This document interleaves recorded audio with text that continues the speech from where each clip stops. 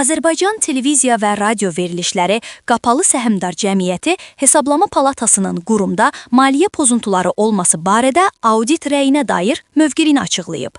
AzTV-dən Yeni Sabaha qeyd edilib ki, məsələ ilə bağlı Hesablama Palatası ilə müzakirələr davam edir. Artıq bir neçə ildir ki, QSG-nin qonorar sistemindən tam imtinası və maaşların yalnız əmək haqqı formasında ödənilməsi ilə bağlı Hesablama Palatası ilə müzakirələr aparılır. Prosesin çətin tərəfi odur ki, televiziya yarandığı gündən maaş və qonorar sistemi ilə işləyib və əməkdaşlar ortaya qoyduğu məhsulun sayına və keyfiyyətinə əsasən həm maaş, həm də qonorar alıblar.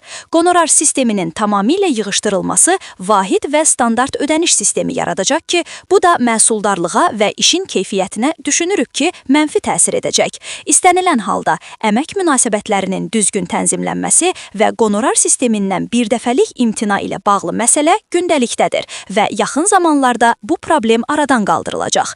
Bu arada onu da əlavə edək ki, tam maaş sisteminə keçid prosesi ötən ildən başlayıb. QSG-də əməkdaşların sayını nəzərə alsaq, məsələnin gələn il tam olaraq həll olunacağını söyləyə bilərik. Qeyd edək ki, audit nəticəsində AzTV QSG tərəfindən əmək müqaviləsi əsasında fəaliyyət göstərən işçilərə əmək funksiyalarının icrası ilə bağlı əmək haqqı formasında ödənilməli vəsaitlərin qonorar adı ilə rəsmiləşdirilməsinə və ödənilməsinə ümumilikdə 26,0 milyon manat, o cümlədən 2023-cü ildə 11,3 milyon manat, 2024-cü ildə 11,6 milyon manat, 2025-ci ilin birinci rübündə 3,1 milyon manat yol verildiyi müəyyən olunub.